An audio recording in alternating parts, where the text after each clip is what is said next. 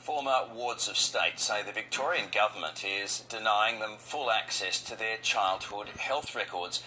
Most are survivors of institutional abuse and say the information released is often heavily censored. Lawyers acting for them say it's a fundamental conflict of interest for the department concerned to be in charge of records which could be used in litigation against it. Charlotte King reports. Gabrielle Short was 14 years old when she says she was dragged into a Melbourne clinic against her will. I kept telling them that I was a virgin, never had sex with boys, I don't need this, but it just fell on deaf ears. Police had taken her to the Winlayton Girls' Home in Outer Melbourne after she'd run away from a convent. Within days of her arrival, she says she was carted off for a forced internal examination. If you fought it, they would hold you down. At 14, John Gabsch was admitted to the former Royal Park Psychiatric Hospital.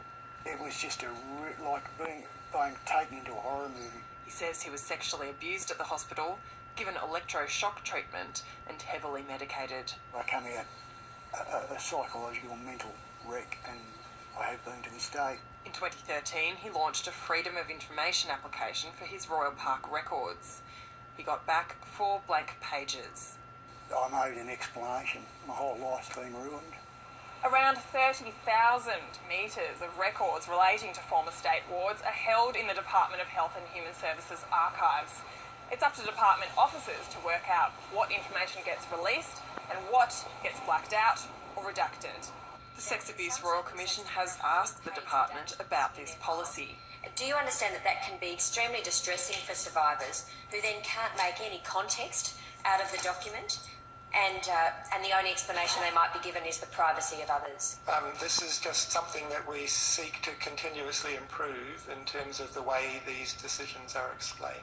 Angela Cedrinas says having the department as the keeper of records that may be used in litigation against them is a conflict of interest. Sometimes I scratch my head to see where privacy has come in relation to some of the redactions that I've seen. She's preparing to subpoena the department for any records it may have on the allegedly forced internal examinations of Winlayton girls. We should be entitled to what they did to our bodies, medical-wise. We should know. No one from the department or Victorian government was available for an interview. Charlotte King, ABC News, Melbourne.